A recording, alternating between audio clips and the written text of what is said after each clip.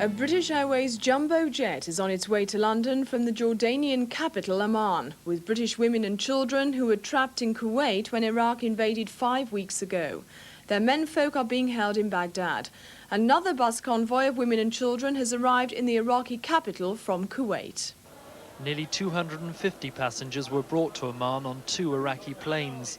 There was a sense of relief for many of the women and children that they finally escaped from Baghdad, but they were exhausted after their tense wait in the Iraqi capital.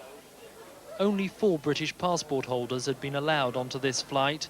Many friends were split up as the Iraqi authorities decided who would be let out this time.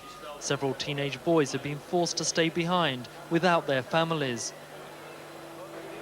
The weary travellers making their way back to London left Amman on a British Airways flight, and they're expected to arrive at Gatwick Airport at around 4 o'clock this morning. British Airways have opened a helpline which will be manned all night for people wanting to know if their relatives are on the flight from Amman. The number is 081 897 6333. Mrs. Thatcher told the Commons that more troops were to be sent to the Gulf and said Britain could use force against Iraq without further authority from the United Nations. Parliament was recalled for the special 2-day debate, which will end in a vote later today. To use no military force without the further authority of the Security Council would be to deprive ourselves of a right in international law.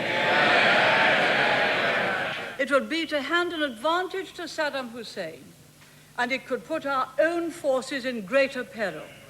For these reasons, I am not prepared to limit our legitimate freedom of action.